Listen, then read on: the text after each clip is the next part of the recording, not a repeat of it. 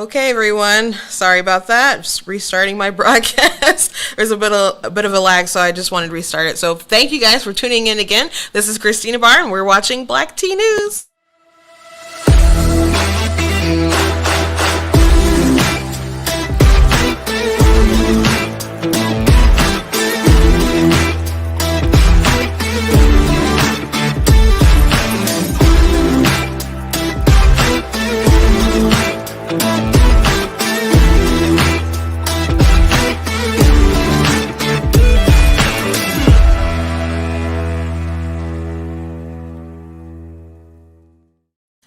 Okay, so we're starting up again, talking about this topic of how Hollywood keeps changing characters that are very classic for their own sort of pandering needs.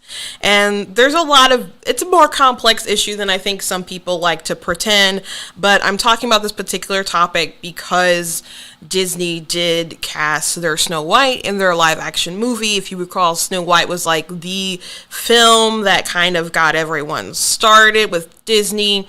Walt Disney, he was always really trying to recapture the magic of Snow White, and they cast someone who does not have skin as white as snow, to play, their character. And it is very strange, that they are going with such a unique casting here. And the question is, why does Hollywood keep taking these characters and keep just pandering to the audience? And I think there's a couple different reasons. I think, there are people who truly want to see people who look like them, and representation is important. I remember when Black Panther came out, and me and my sister were at like a GOP event, and people were asking, hey, do you really think it's important that you have these characters who are, everyone's really hyping up Black Panther? Is it really a big deal, like people are making it? And we're like, yeah, it actually is a big deal to people that, that they see this sort of representation. But at the same time, people are acting like there hasn't been representation the entire time in some kind of level. Of course, like Black Panther having all those characters, the superhero environment, that was a first obviously for Marvel, and to that degree, I suppose. But there's been a lot of black superheroes for a long time, and so I used to run or have a website and podcast and stuff with my sisters, called The Gorgeous Geeks, and we go to conventions talking about comic books and TV shows, etc. And we got started because P. Diddy mentioned when Hancock came out, he's like, finally, we got a black superhero.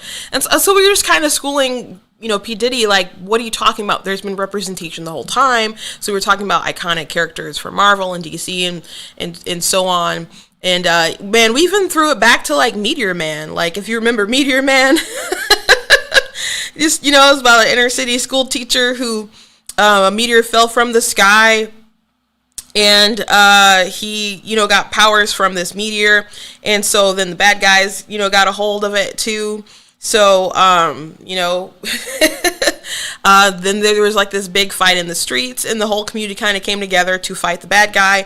And so it was something I really enjoyed watching as a kid. But I don't know, a lot of people might not realize that we have such a rich history sort of with like different diverse characters, especially like superhero characters, which, same thing with like female characters. Like, people want to act like we're doing something so amazing because you have someone like Captain Marvel out right now. But it's like, we've had representation this whole time. What are you talking about? Like, you can't pretend like you're doing something so iconic with like a female Ghostbusters when it's like Ripley, Aliens. Like, they're our feminist icon. Like. And they didn't have to go out there and be feminist. They were just feminist icons by just going out there and kicking butt. Like, it wasn't like, I am woman, hear me roar, like the whole entire time. Like when the new Charm TV show started, they were like, we're going to make this a feminist, this is going to be focusing on feminism in a way the other show didn't. And one of the actresses, the one who played Piper, was like, what do you mean? You think our show wasn't like feminist? Are you kidding me? We were there the whole time, women kicking butt, saving the day. And you're going to pretend like our show wasn't like pro women or feminist kind of show just because you want to pretend like you're blazing the trail. No. And so when you keep pretending like you're blazing the trail, you just disregard all this other history and make it seem like we're way far behind than what we actually are. So let's talk in detail sort of about Disney and all these other people who keep just changing the races. And like I said, I think there's a lot more depth to the situation because some, like I said, some of it is people wanting to diversify the catalog and for people to look at a character and say, I identify with that character. And you know, I've talked about this before. Pew Research did a survey or a study, and they found out that black people more than anyone else see being black as being central to their identity. White people, like, very, very low. It was like 15% or something like that. Like, that was like the score, like 15. But like black people, it's like, I don't know, upwards of 70.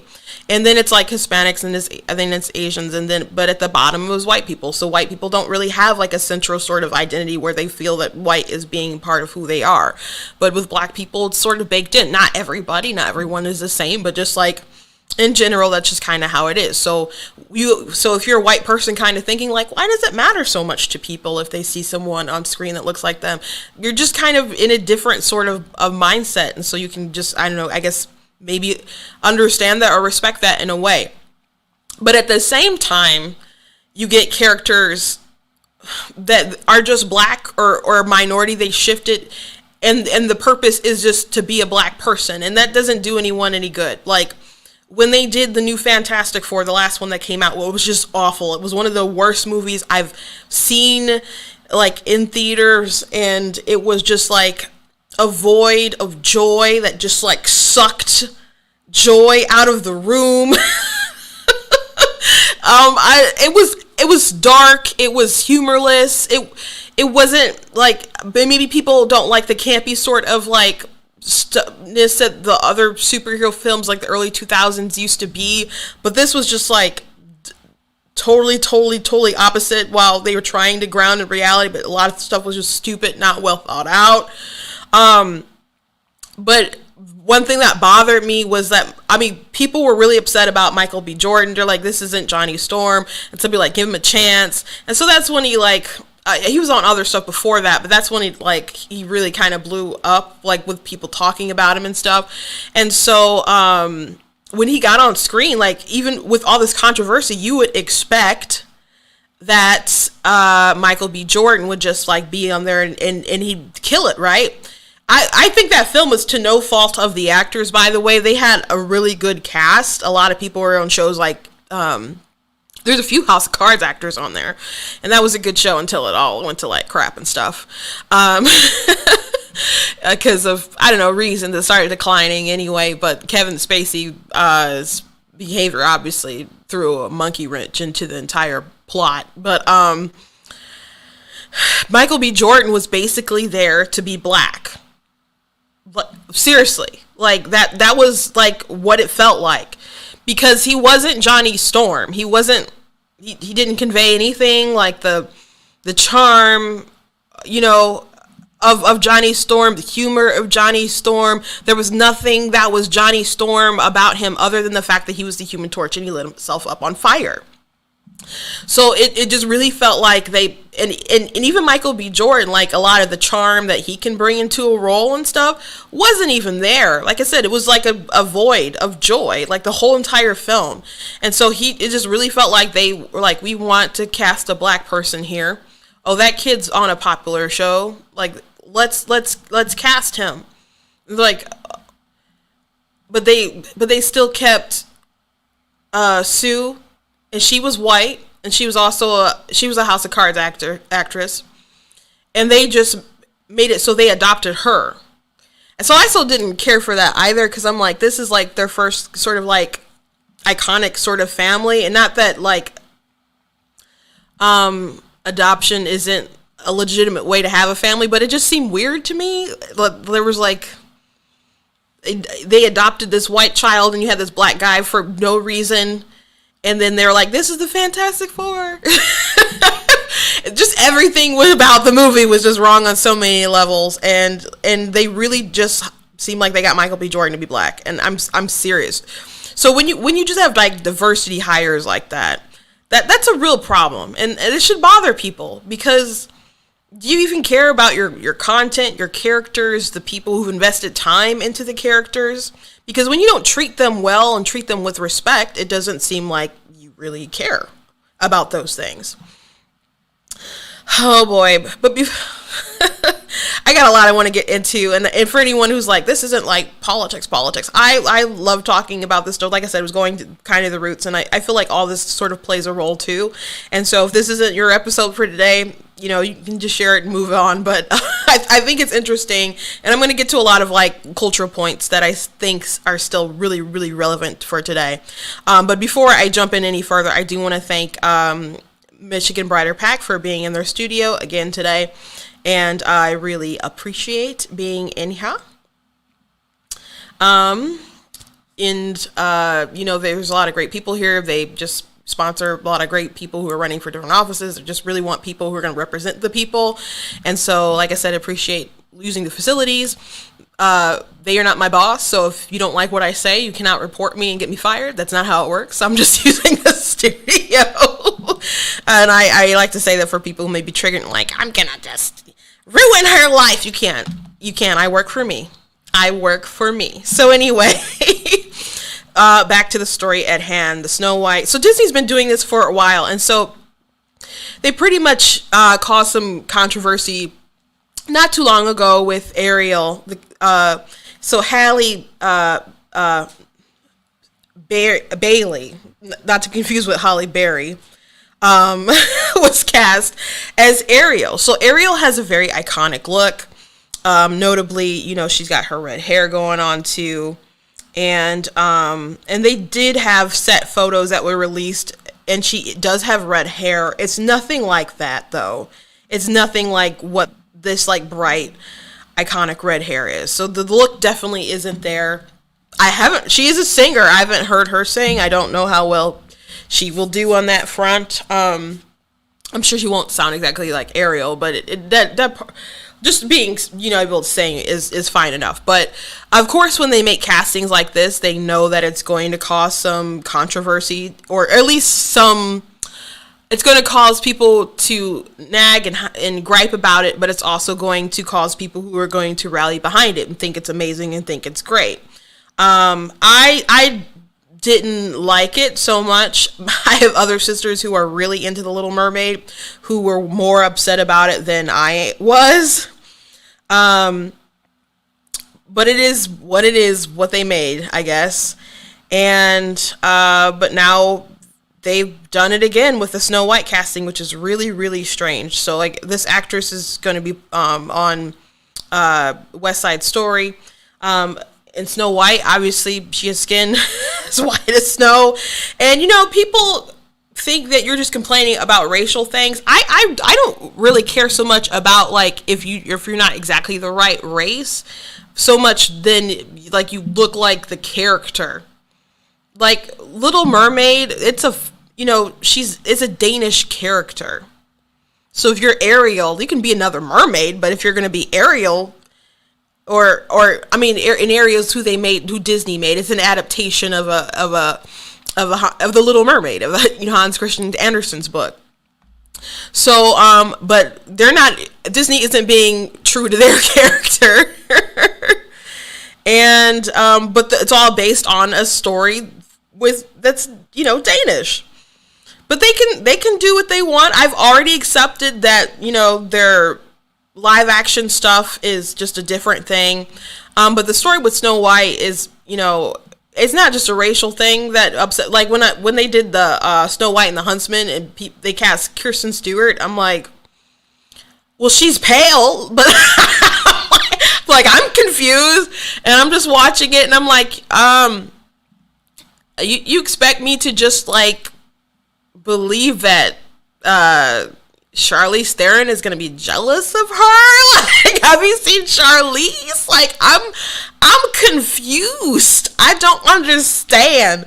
But they made it like a different route when it's about like she's her purity or something like that, which is really ironic because she was like shtipping the director and had an affair, which the mother who played Snow White in that film was the director's wife. So he cheated on his wife, who was actually there on like part of the film. So that was scandalous. And she was with Robert Pattinson at the time. So it was a huge deal at the time when she did that film. Just and so of course she was not in the next film because I think that director wanted to save his life. We'll save his marriage, maybe. And then when Kristen Stewart, she came out as I don't know if she just is a lesbian now or if she's bisexual, but she said some comments about men or something to that regard, like that was kind of negative. And I'm like, girl, you was a cheater. I mean, he obviously cheated on his wife, but you cheated on your boyfriend, like in front of everybody, in front of his wife, like basically. So it's like, man, these like feminists, angry feminists, always like going for the men when they're just like awful themselves. But Disney also did this too with like Mary Jane. And so what I find interesting about like the Zendaya Mary Jane thing was like this obviously caused a lot of people to talk about in on comment sections and Twitter and you know Reddit and everywhere, comic book shops and so on. But you know what, I personally thought it was an interesting casting and I wasn't too upset about it compared to like other nerds out there. And I am a serious nerd, don't get me wrong, but when you think about someone who is sassy and confident and sexy and you know, Mary Jane is all of these things, you know. And I mean, when he met her, she said, you just hit the jackpot. You face a tiger, you just hit the jackpot. She's just so extraordinarily confident, and she's a model, and you know she got to try a bit of acting a bit, and so Mary Jane is just this icon in the comic book world. Her look, her figure, her attitude, everything, right? And so if you were thinking about someone who could really fit the bill of maybe who would capture that and go for a younger audience, a younger appeal and stuff, like Zendaya, I think, would be that person. Let's just forget about the second for like 2 seconds that she's mixed, right? Let's just forget about that for a second, because there are things to consider when you cast people, and people do argue all the time, like, well, maybe they're just casting these minorities because they're the best person for the job, which I kind of would have maybe gone along with the Zendaya thing. I'm like, I think she, you know, I think that's a good idea, actually. Like, why wouldn't you cast Zendaya? She's like the hottest thing right now. She'll appeal to a lot of young people, get them out there, and she's confident, she's sassy. There's this one video with her dancing with Tom Holland. He is a very good Peter Parker. I just don't like the Spider-Man films, the Disney ones. I like hate them. And I don't have time to go into it. Maybe you're like shocked in your soul, but I don't like them. I won't say it at all, because there's things about them I do like and were humorous, and I like some of the casting and other stuff like that. But there's so much of the story I could complain about for days, and I don't want to get off on it. But one of the things that really is annoying is the Zendaya casting as MJ, because they had someone who could have been a very good Mary Jane, but then they're like, no, we're just gonna make her weird. And then instead of being Mary Jane, she's just MJ, and she's very dark and odd and not super girly or anything like that. And she says weird off-color things, you know. She's like, I'm not gonna go in. She's kind of like a little bit of woke, I guess, but mostly just kind of weird. And so I'm like, you took this person who could have been in essence, a perfect Mary Jane. Obviously doesn't have the perfect look, but in essence, like in the spirit of the character, she would have been a better fit than like Kirsten Dunst was. Like, people did not like that Kirsten Dunst was Mary Jane. They didn't feel that she had the look of Mary Jane. And there are people who did like her. I mean, she's a famous actress, but didn't. I mean, my family was like, "What the heck is up with this casting?" So it's not just about people of the right race fitting into the role. It's like, do you feel this person is right for the role, and do you feel like this person also, and part of that is the look too. And so we just didn't feel like Kirsten Dunst fit the bill. So like I said, in essence, we felt like Zendaya would have been a good pick for Mary Jane. Like, so I was like, even though she's brown and Mary Jane is white, or vanilla, if you want to say that, maybe chocolate and vanilla, I don't know, whatever floats your boat. I still felt like that would have been still a decent match. But then they wrote her like totally not like how you would write a Mary Jane. And they're not still kind of saying it's a Mary J, but they're calling her MJ. So it's still their off-beaten kind of way of doing things. And I just don't like it. I just don't like it. So, I still understand casting Zendaya, because you want to cast someone who's the best person for the job, but that's not why they do a lot of these diversity hires. A lot of them are just diversity hires. Let's just be honest about that.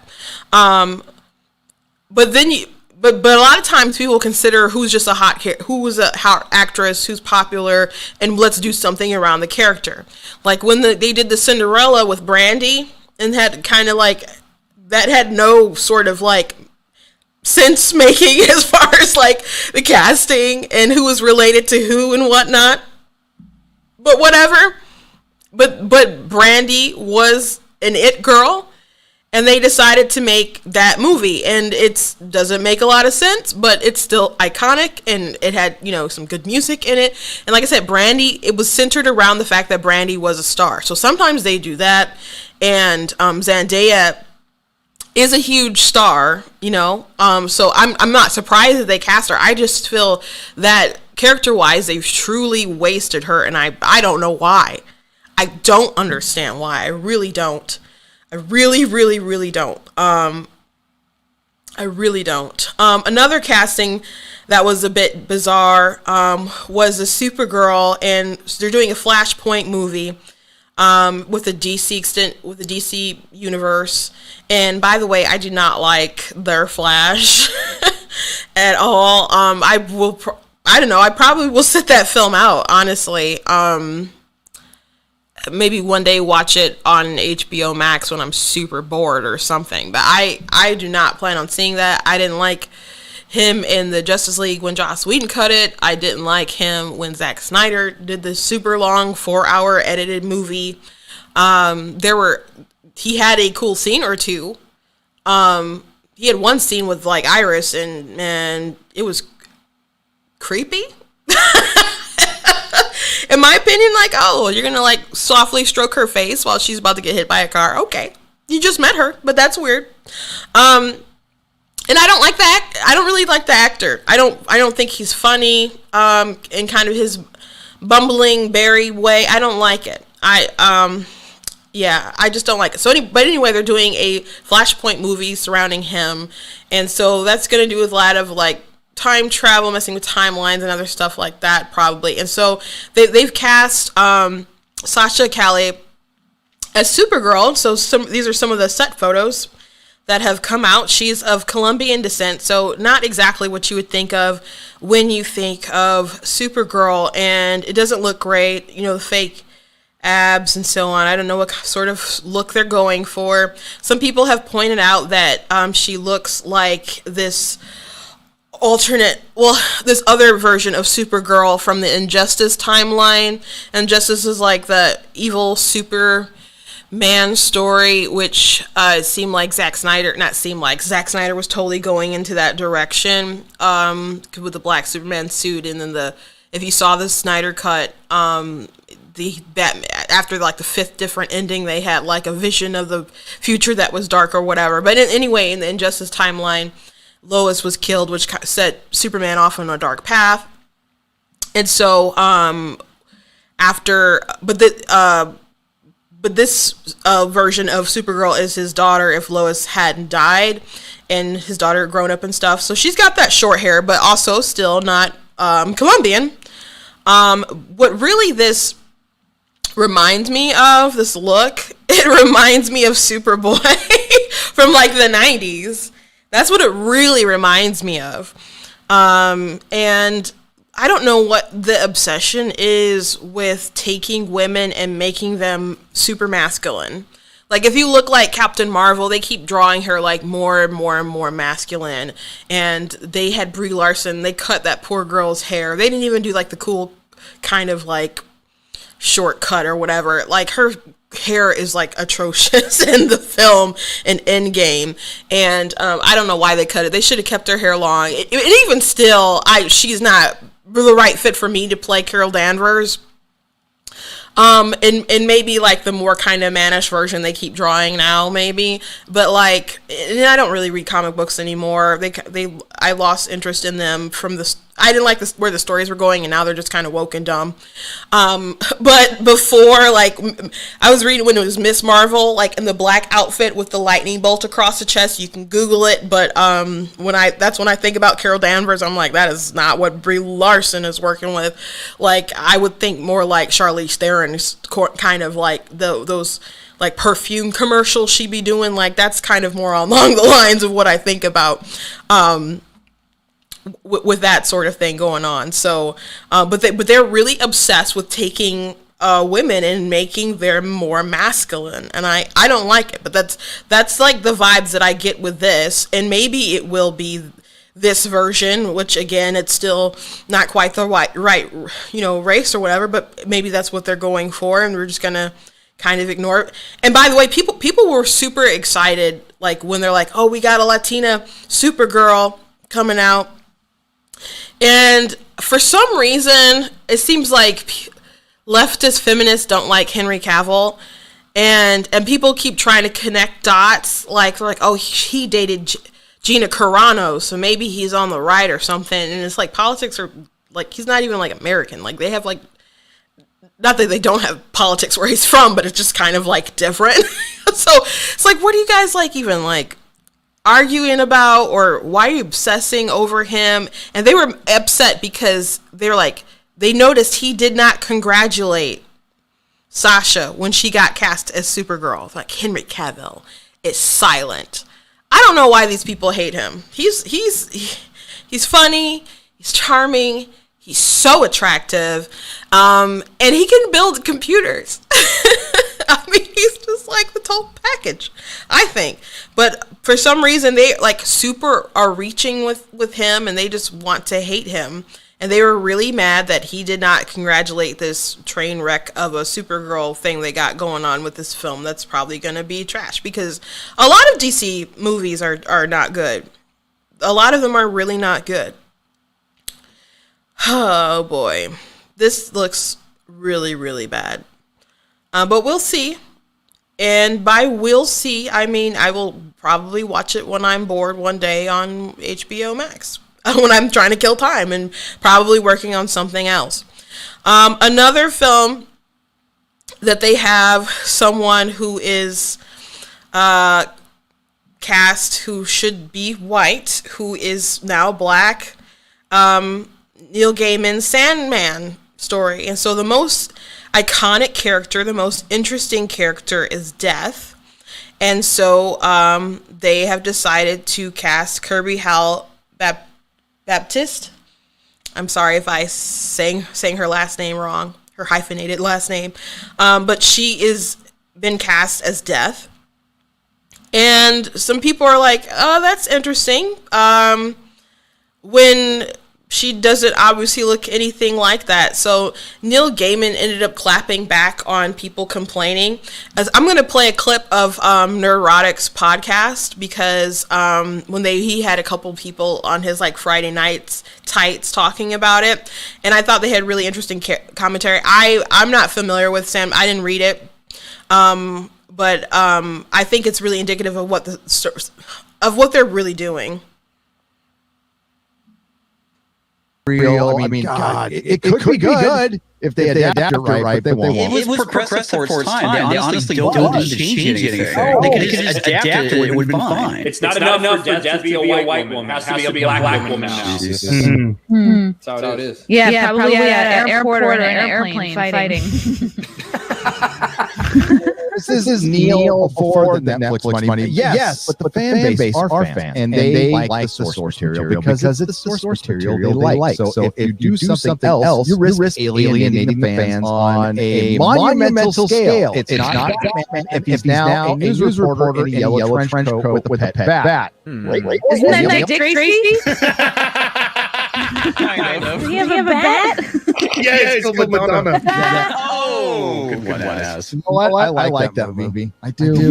If you think the Endless have any specific human race or form, you've missed something in Sandman. Don't worry, watch the show. Death, the most iconic, beloved character from Sandman. Her design was pure brilliance in its simplicity, and people love her and how she looks in the comics. As a creator, you knew this. And that is the one design you went, screw all that with, I hope the money was good. I always thought that people loved Death for who she was, the person that I wrote. I'm astonished to find that some people, what they thought she was a white woman and just a white woman. She wasn't a comic, you dumb ass. Oh, Neil. Seriously, all those characters were based off of musicians. Now she's Stefan Berlin.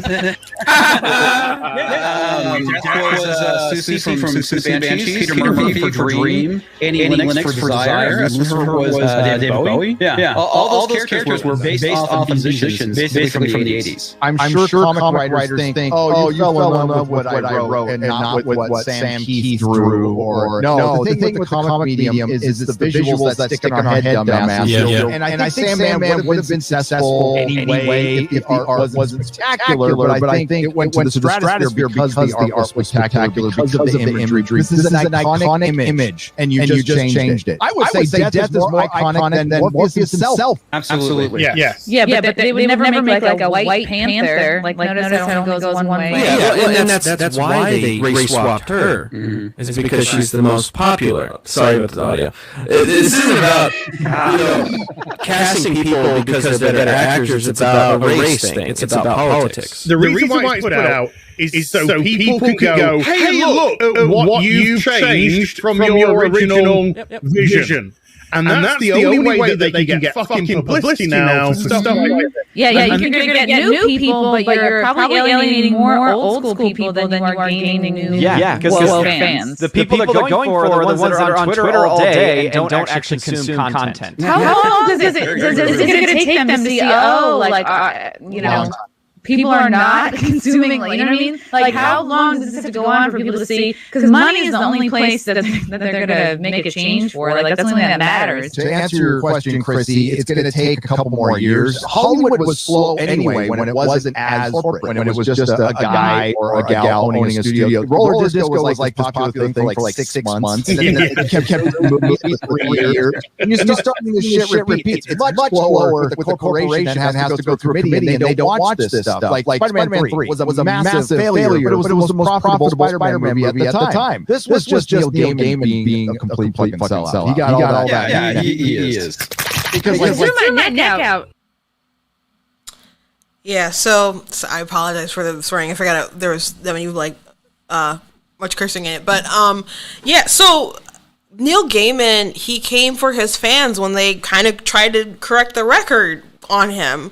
And he's like, well, I just thought people loved them because of the characters I wrote, not because they were white. And it's like, dude, no, don't play this game. Like, you drew a very pale woman to be the representation of the artist did. So there's with comic book, like what they said, there's a story that matters, but also people are visual. They're seeing what they look like. They're identifying with it, and that's the character that they have in mind, and that's the source material. That's what they use to. People don't like changes. People do accept changes if they make sense for the medium, like stuff with Thor. Like, it made sense, like that they weren't, I don't know, some of the stuff where they're changing with Asgard and stuff to fit into the world that they were doing with the rest of the Avengers in the movie space. But some things that they change, they just do it for woke points. This is obviously, they said this is the most popular character, it's the coolest character, so they want people to see, look, we're so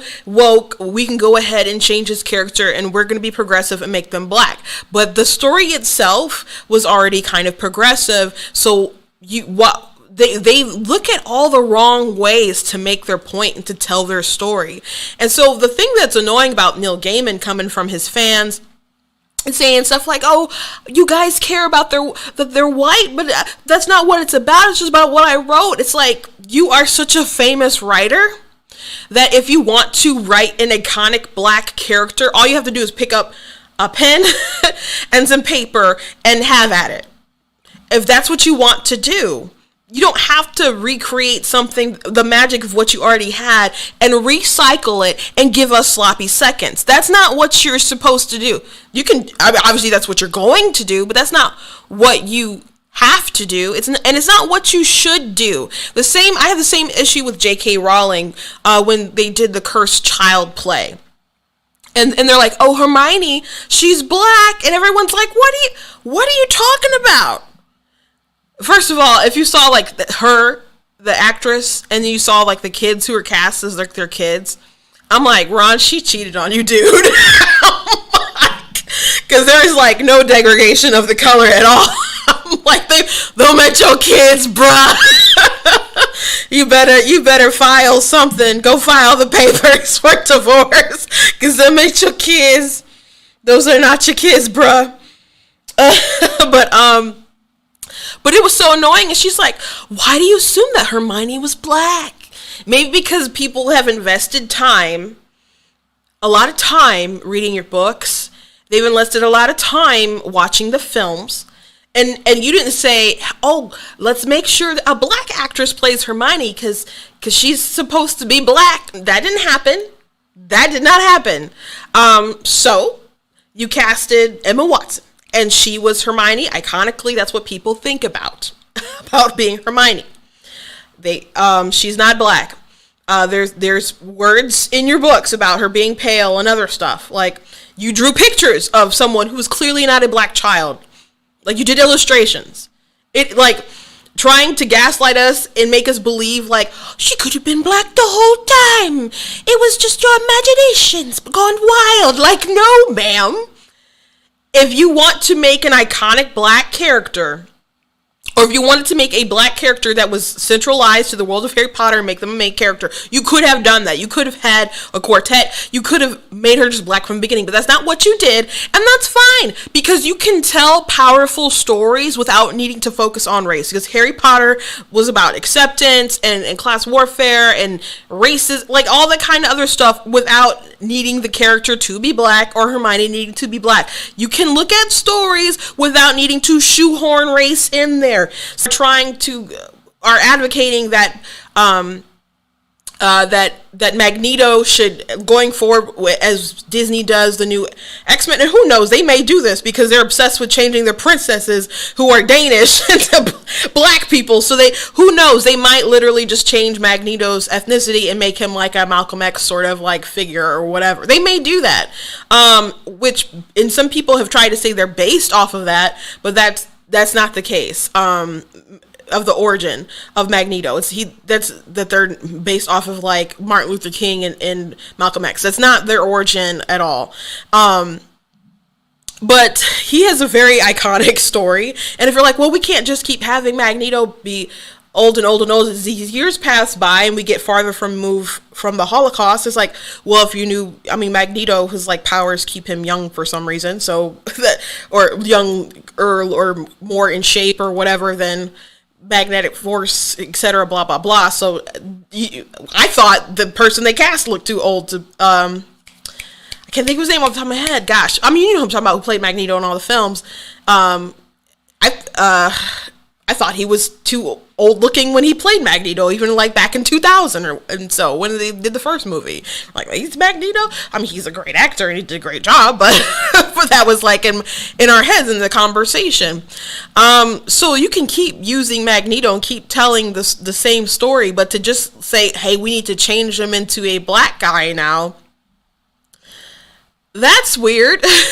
You don't have to do that, but it just kind of shows a lack of imagination and a lack of authenticity, and just just racism, that you think that you have to change people's stories and change their race in order to tell the story. Because X-Men, like how people were dealing with the when X-Men first started and Stan Lee was making characters, he just didn't want to have to keep making backstories for people, so he came up with the mutants.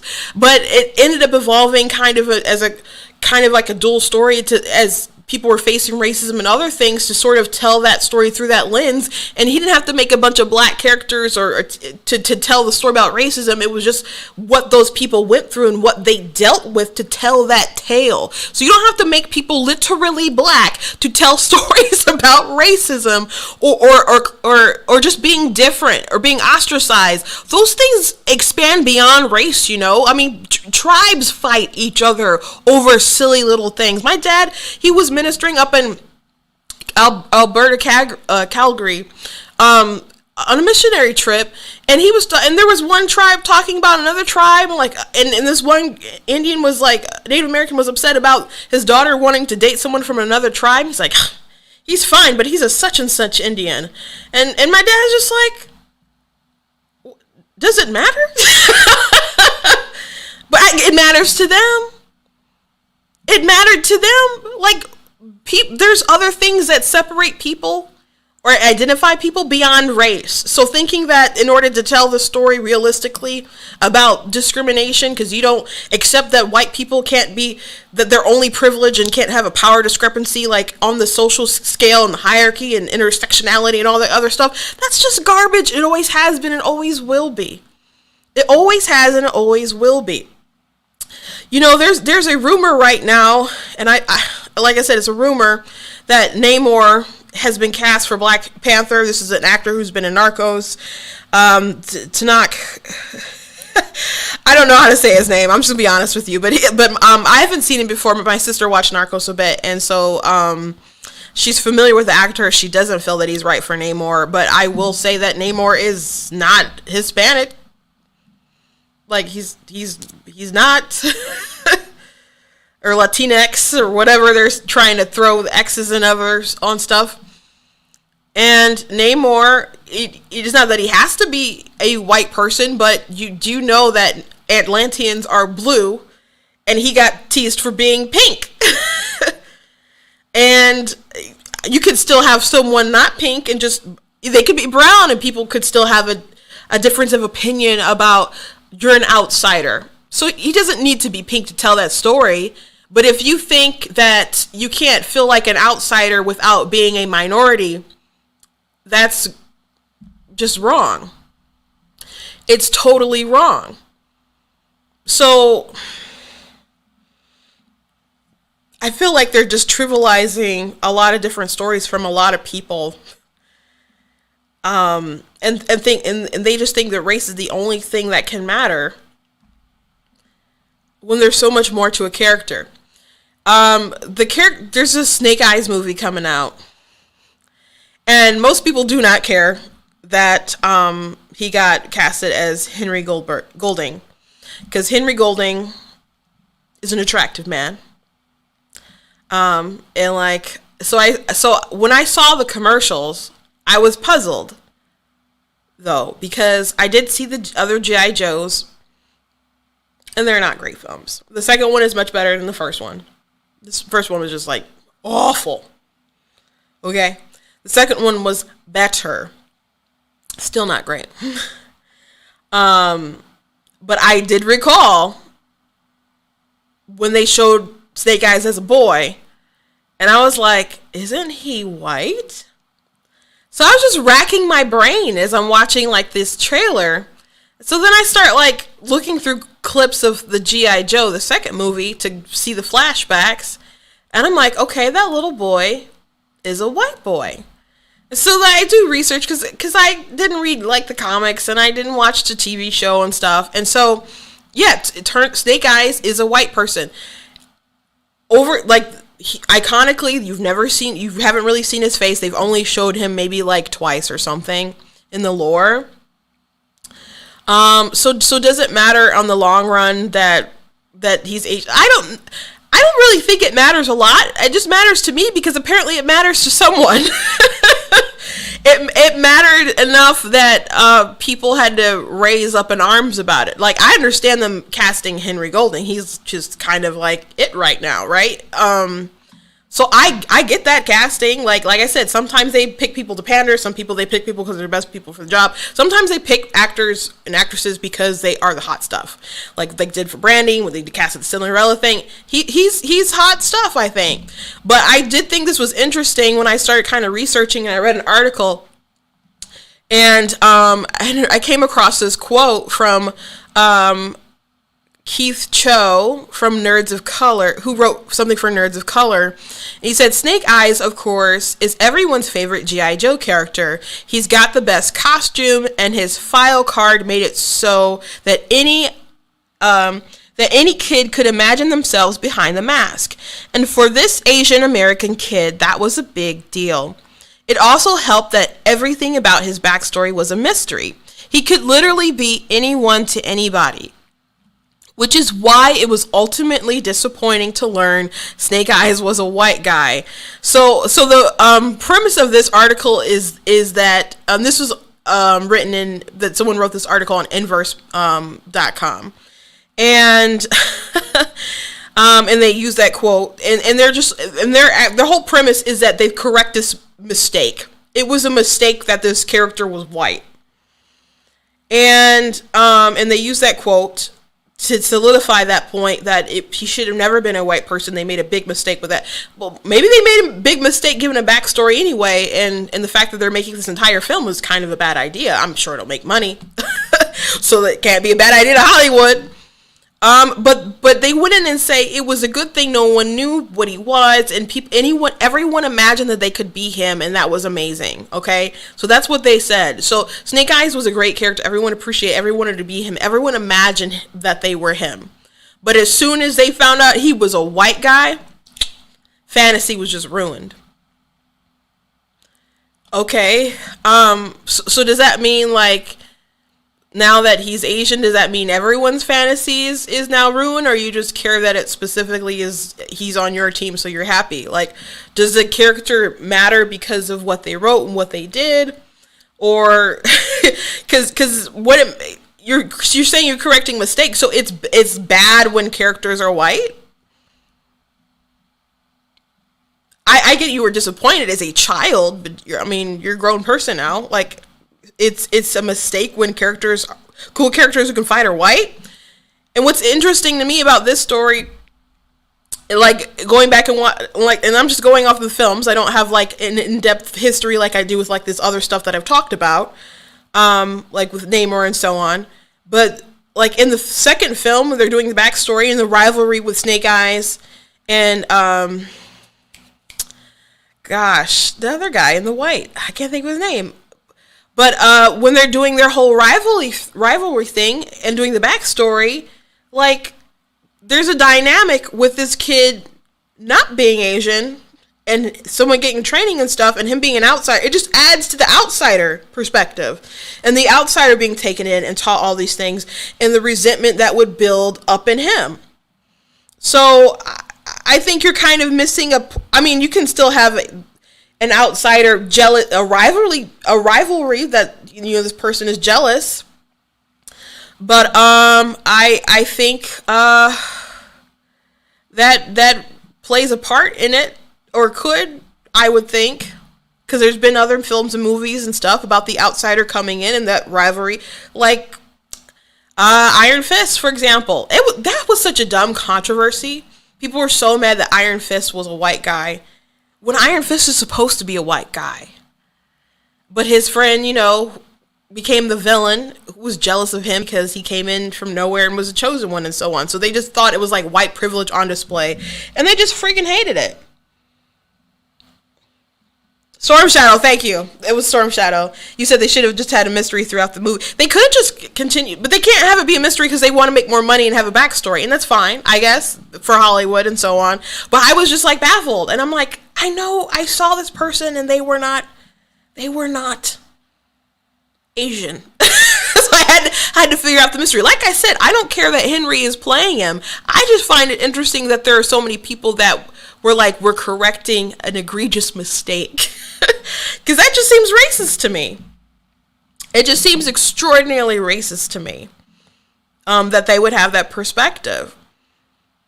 that this really cool fighting guy that's super iconic, that he couldn't possibly be someone who was a white guy, that they just totally destroyed the fantasy.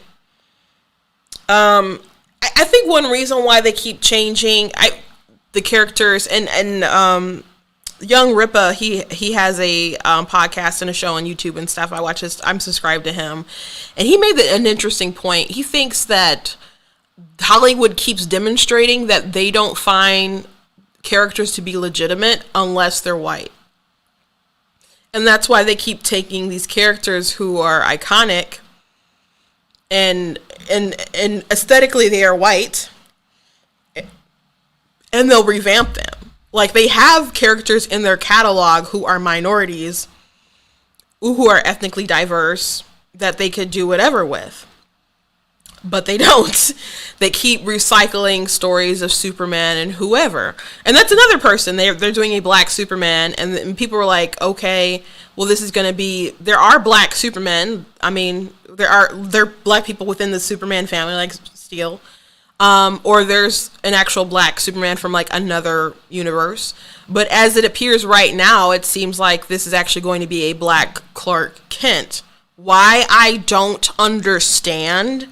Because they have a way out, but it seems like they're just, like, I don't know, determined to push the buttons of everyone for some reason. And the fact that they feel like they have to keep reinventing Superman just makes me feel like they don't really understand their property. Like, they don't really understand what they have. And they don't understand what makes their characters great. And and they didn't make these characters. They're just taking something else that other people wrote great stories for and created. And they're like, well, we don't like the way that you did this. They resent white people for some reason, even though a lot of these people are white making these decisions. It's really, really destructive and sick. But it's like at the same time, they only feel like white characters are legitimate, but they also, like, resent their whiteness. It's so bizarre and destructive and so political.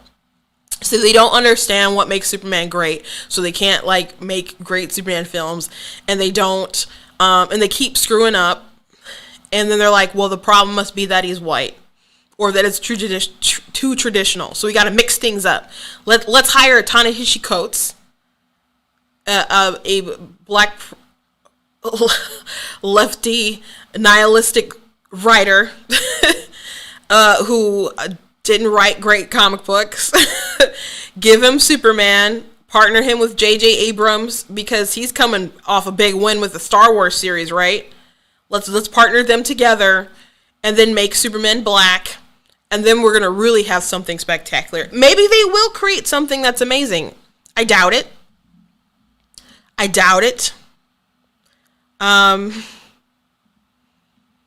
But that's where we are. But they think they got to change things up instead of, like, really understanding what makes Superman great. And they could take the character, and people really like the TV show Lois and Superman, whatever it's called on the CW. I don't watch the CW. I don't watch anything on that network anymore.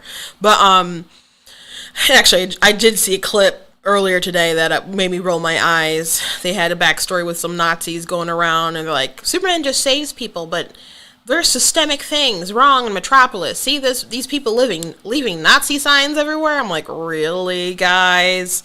So that was a bit annoying. But other than that, they feel that the character of Superman is done really well in all kind of sorts of regard. But if you could just do, like, a normal Superman story and have, like, I don't know, a top-notch sort of Superman iconic villain, like a really good Brainiac story, you can make something really, really great. Or just do, like, Lex Luthor correctly, you know? And then, like, put him in the suit or something. That suit he makes to, like, fight Kryptonians. You know? And got all the kryptonite in it. Like, do something like that. You could easily make a great Superman film. Why is it hard? Why don't they hire good people? I don't understand. It just baffles me how they can hire people that just will ruin a franchise without batting an eye. I'm like, there's so much money on the line that they're just willing to just throw in the toilet. I don't understand how this can keep happening repeatedly. Like, it blows my mind the fact that Star Wars didn't have a plan. Like they didn't have a solid plan for the trilogy, which I've done a video on. I think I've done a video. I've recorded it. I don't remember if I posted it or not, but I think it's on my YouTube page, talking about J.J. Abrams and how they just did not have a plan for Star Wars. And I'm like, how is it possible that Disney could just allow people to trash on a franchise like that, something that people invest time and money in, and you could just play so fast and loose with billions of dollars and to not have a plan. Like, you just hear the name J.J. Abrams and you're like, oh gosh, go and do whatever you want. There aren't like still overseers somehow. There's no like chain of command. Like Kathleen Kennedy can just do whatever, even though stuff's going in the tank. That's really bizarre to me.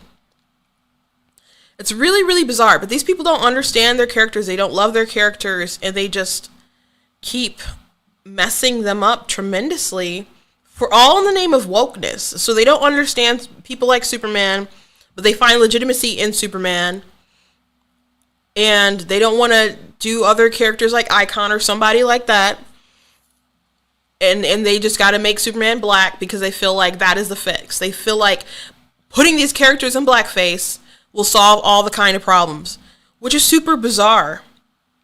It's just really, really bizarre. And Young Ripper does a lot of videos talking about like how these people only find legitimacy in white characters and not in black characters, in black characters that already exist, or black characters that are out there waiting for people to be discovered. And he even brought up like Anthony Mackie talking about he feels, this is a really interesting perspective. I'm not going to say I totally agree with it, but I find it interesting. He said he thinks that Anthony Mackie, his character, the Falcon, becoming Captain America is a downgrade. And it's just like tokenizing Captain America. Now, as far as who Cap gave the shield to, I felt like that was appropriate. Some people thought it should have been Bucky. I thought it was appropriate that it was Sam. And I had to argue with some people because they thought that was just being a token thing. I'm like, no, there's history there. I mean, Bucky was just like assassinated the person who like made that shield. So I'm like, he still got his mind right, all this other kind of stuff. So it doesn't make sense for him to pass the shield off to him. He's been with Sam for a few years working and stuff now. So to me, him passing off the shield to him made sense. So I didn't feel like that was I'm sure there was like an element of, racial decisions in there, but it made sense. So I totally didn't gripe about that. But Young Ripper talks about, he's already his own original character. So him no longer being the person that he made and being Captain America is actually a downgrade. Now, that's an interesting perspective. I don't know quite how I feel about, like, if I'm totally on board with. I understand what he's saying, and there's validity to it. I just don't know if I totally see it like that. But he has a point. At least I'll say that. But Anthony Mackie was talking in an interview, talking about the first time like he put on the new suit and became Captain America, and just how good it felt and so on. And he said he had like a million emotions in a second. And so Ripper was talking about like, see, he's proving my point. Like, you weren't legit enough, which I'm sure Anthony Mackie, it was cool when we just got the job and was working with Disney and stuff. And obviously there is a difference between, because they weren't give Falcon a movie. They could have, I guess. But now he's a Captain America with his own show with Winter Soldier, but now he's going to actually have his own film with Captain America and be the lead. So it is a bigger deal for sure. Like, I'm sure his paycheck will be bigger too.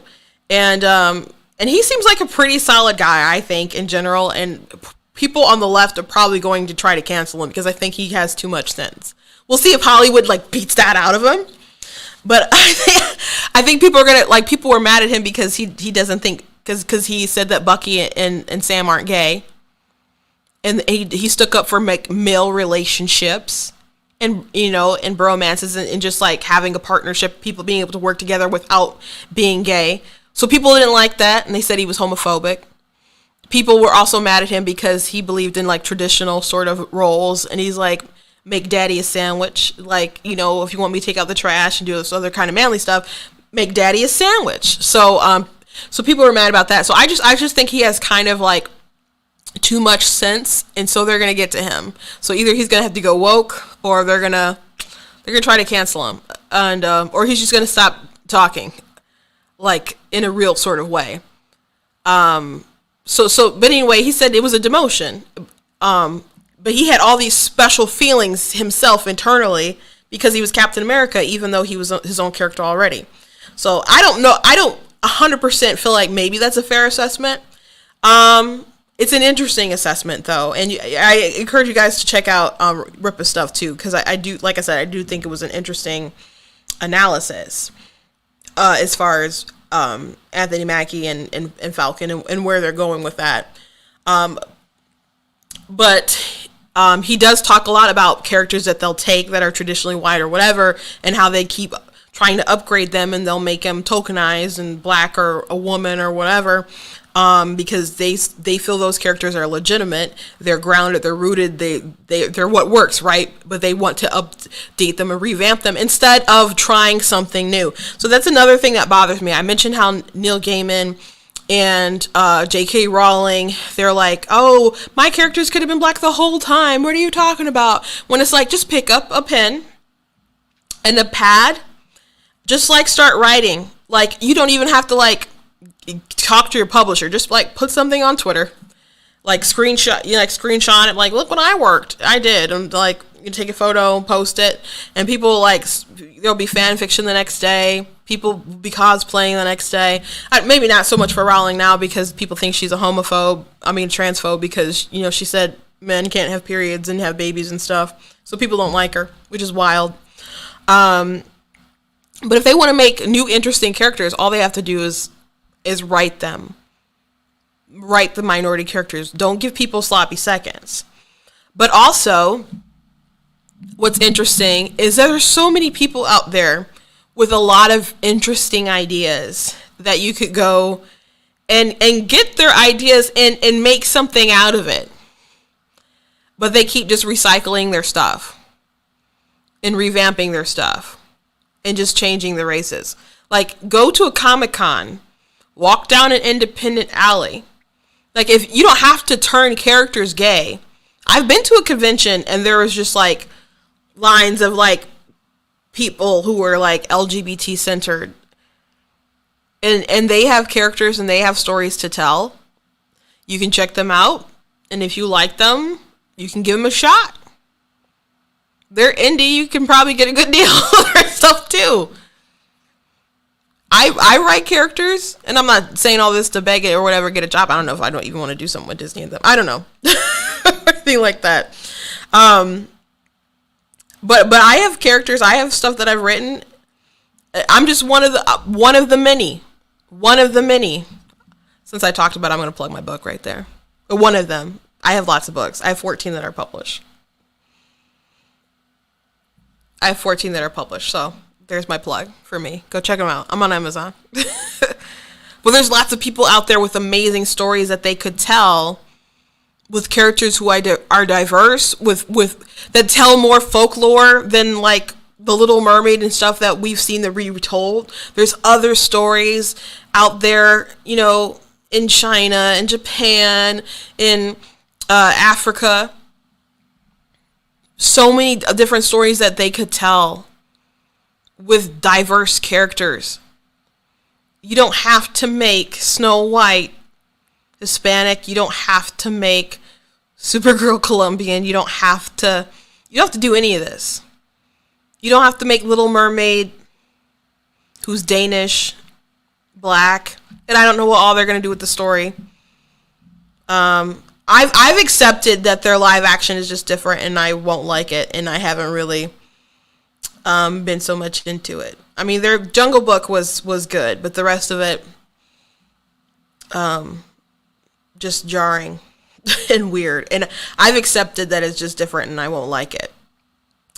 And I guess that makes me seem like I don't have an open mind. I really don't, but I'm just kind of like, I've talked about Disney, some stuff they did the other day in my other broadcast, and I'm kind of like at the point where I don't have Disney Plus, but if I did have it, actually I probably would have deleted it when Black is King came out.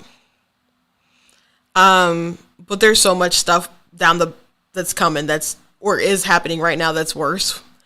And if you were like, I like Black as King, like, to me, and that's another thing, they keep elevating race to this above, on a level that should not be glorified. Like, I don't think it's a coincidence that Kanye West came out with an album titled Jesus is King, and then Beyonce came out with her Black Extravaganza, and then named it Black is King.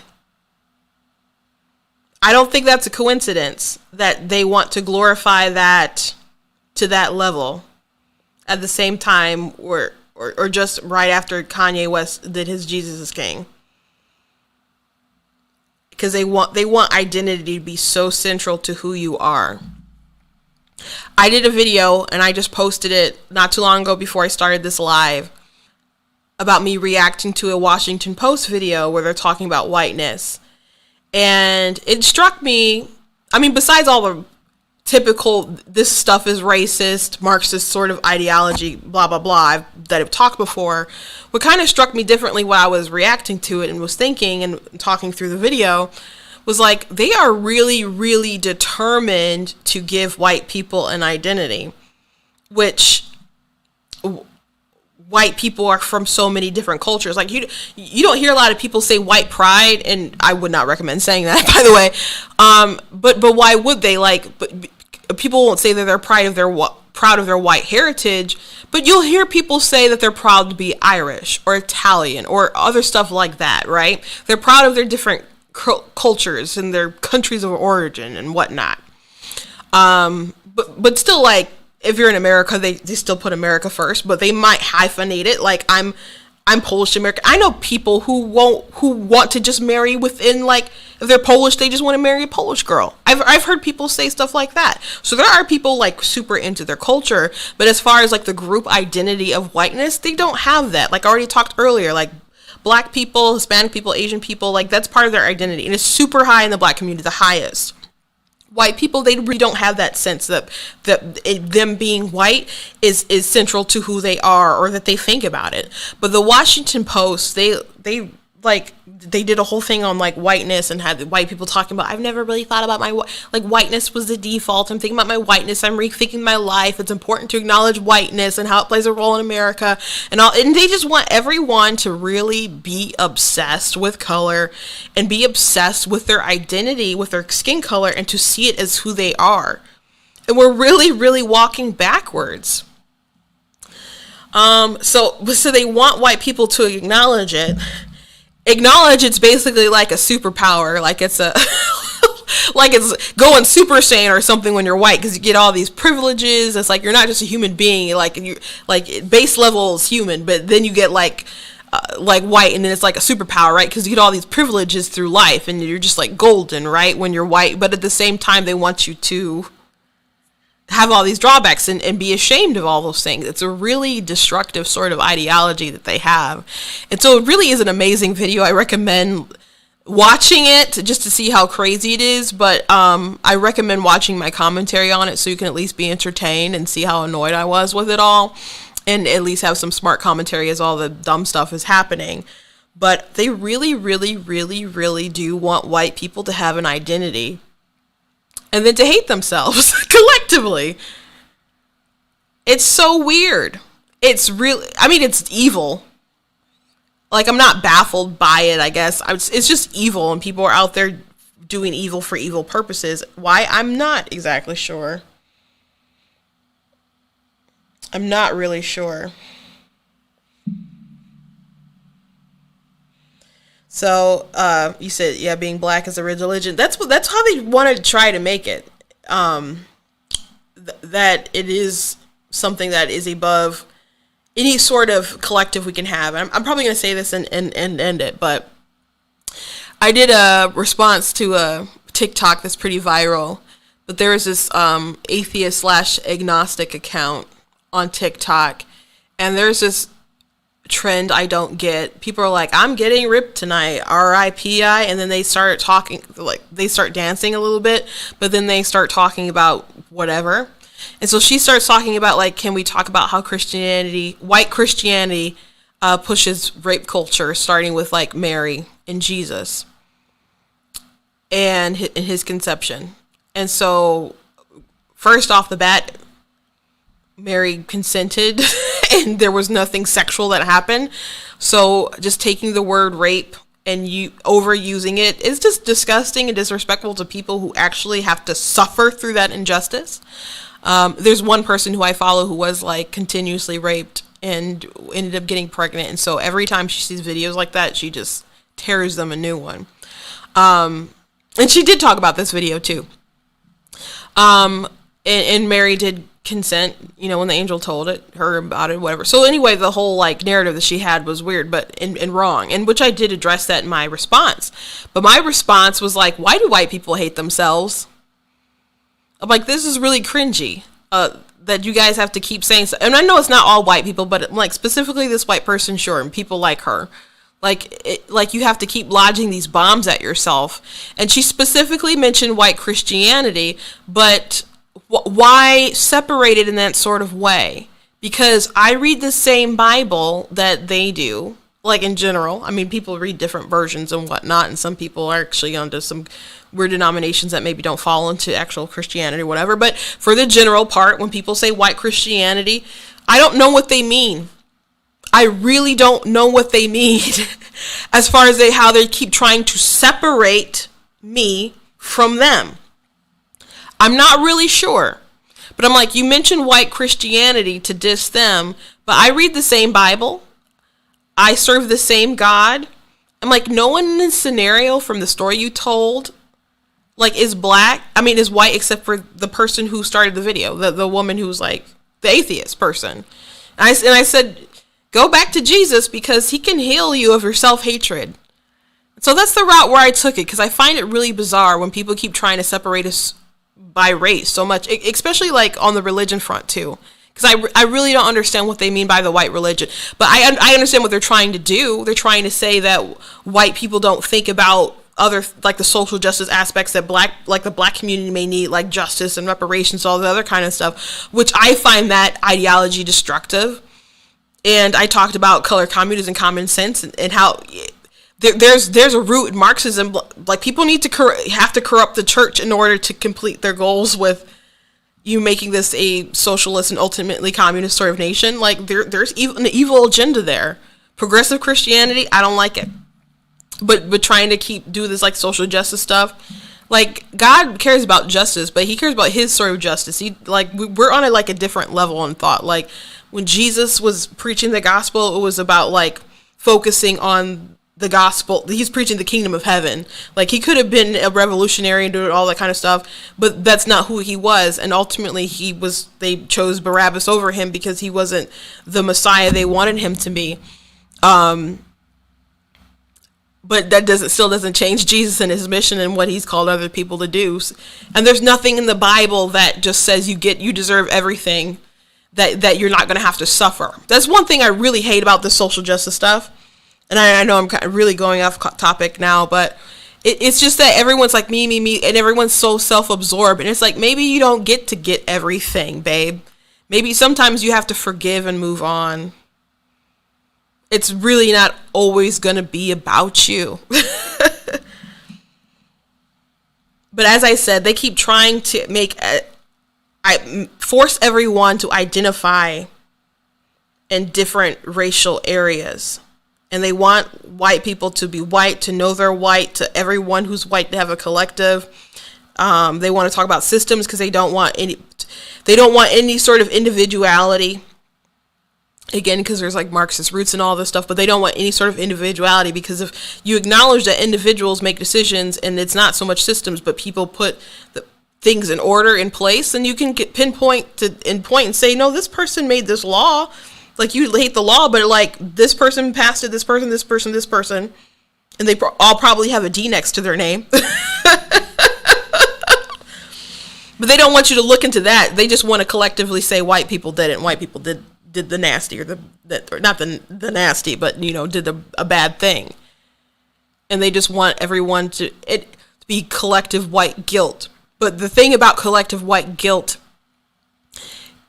is that it's so disingenuous, and it just belittles any sort of accountability when you get to bring someone else in and say, hey, we did this, instead of saying, I'm taking accountability for my own actions. Like, if you are an actual racist, you don't need to bring your white neighbor in it and say, we're racist. You're just being a coward. Like, you own up to what you did, and you fix yourself. Your neighbor's probably not racist, but you just admitted that you were. So you work on that. You work on that. So thank you guys all for staying with me all this long time. I've gone quite long. I think I've pretty much all the points I wanted to hit regarding this topic. I'm just reading over my notes really quick. I did take some notes because there's some things that I thought about. I really just wanted to talk about how they don't take the time to make interesting original minority characters, even though, like I said, Neil Gaiman can, J.K. Rowling, they don't need to give us sloppy seconds. They don't invest enough time into original writers who may have good ideas. Like, there's so many people they could have hired to do like a Superman instead of like Ta-Nehisi Coates, but that's just like politics, man. I don't understand that at all, especially like he's such a nihilistic figure. Like Colbert X, like, can you like look for some optimism and hope? And he's like, no. Like, does that sound like someone who should write Superman? And I'm not saying that you have to be exactly like the person or something to write something, because I would like to write things and maybe people would want to prejudge me and stuff, but he's written books that haven't been great. I mean, his politics have obviously bled to Captain America because he's the guy behind Jordan Peterson being the Red Skull, basically. So that's who Ta-Nehisi Coates is, and he's over Superman. And again, I'm reiterating the point that when they're so obsessed with race, they can't acknowledge that some things that a lot of topics and subjects transcend race. That you don't need someone who is black to be the person who's been discriminated against. White people know what that's like too. Like, when the Irish came over here, when the Italians came over here, they faced discrimination. Or there's different kinds of discrimination. Like, think about the religious sort of wars they had within like England with like Catholicism versus being Protestant. People were being burned, man. Like, and you think that only race matters and not other aspects of people's lives, but they'd want to belittle it down to black and white. You know, it's so silly. It's so silly. So it's to the point where they're like, it just makes sense if Magneto's black. There's an issue when you start changing the source material so radically. And you know what's interesting? If you go back and watch the 90s cartoon with X-Men, they don't have that backstory in there at all. And I know that his backstory about the Holocaust wasn't originally in the Magneto story. Someone like revamped them later, but I think that story was out by then. But obviously it was a kid's cartoon and they didn't probably want to deal with that subject matter. So his backstory was different. And so I still like the depth of, you know, his Holocaust background. But Magneto, he can be done with a different background. But if you think that he has to be black for his plight to make sense, I don't know what planet you're living on.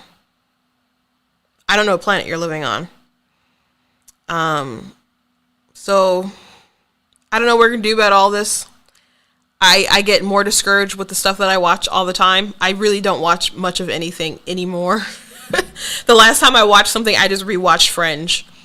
That was a good show if you didn't watch it, by the way, because I'm really not into the stuff that's coming out. I'm not watching anything Disney right now. Like, I'm not even watching Loki. Like I said, I said if I had Disney Plus, I'd personally delete it. Just from the route of some of the stuff that they're going, and they have been. but it's just going to get worse, I think, before it gets better. And they're just obsessed with all the wrong things, and they're feeding into the woke ideology. It's all within the levers of power, and they want it to expand beyond, adults. They want to reach into kids, and their different woke ideology. Like, people keep saying that, the media keeps trying to say that critical race theory isn't in schools, and that's not true. Benny,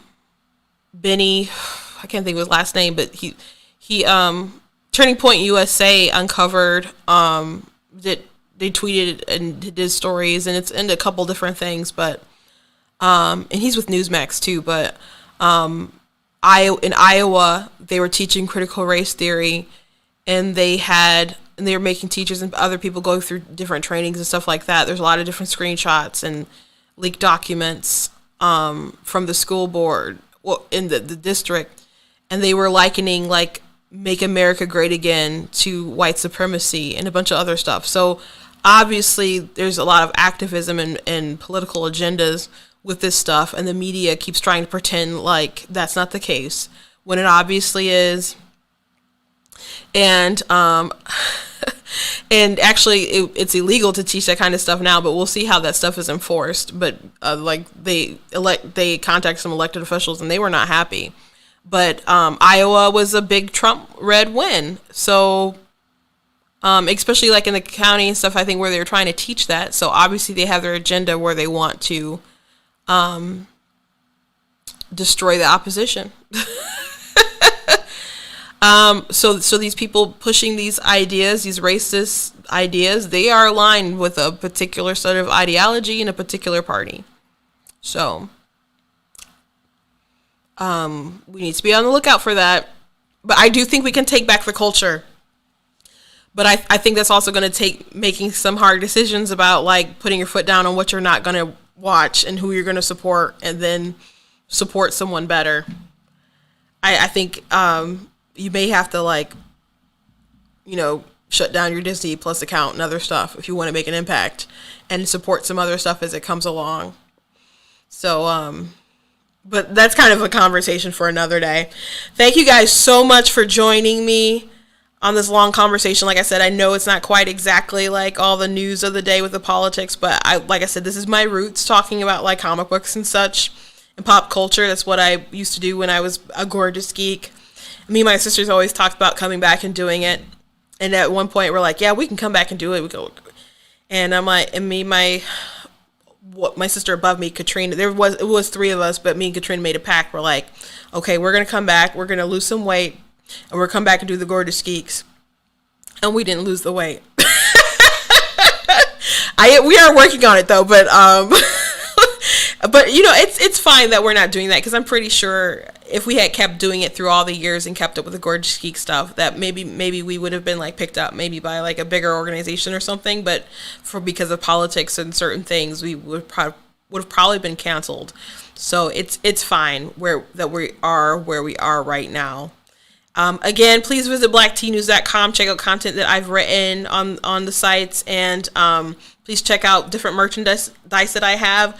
People really like that I Am Not the Victim You're Looking For t-shirt, and I've got other ones there you can check out too. Like I said, I do have content myself, so you can check out books like The Color of God's Eyes and Song on Devil Lips, this historical fiction fantasy novel about a slave named Charlotte who discovers that she has the abilities to make herself free, and she goes from being a slave to a revolutionary hero, to being a leader, and we'll have to see where her journey goes from there. But it's a good story. It's available on Kindle Unlimited. You can get it paperback, you can get it buy on regular Kindle.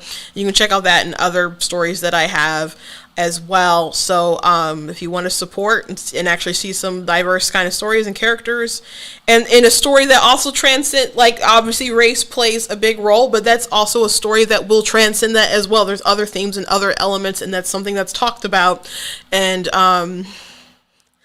so it's actually, we talked about X-Men. It's kind of like, if you've seen the movie Harriet, like, imagine that, but also, like, fuse X-Men into it, and that's pretty much what you get with that story. So I'm pretty sure you guys will like it if you stuck around and watch this whole thing.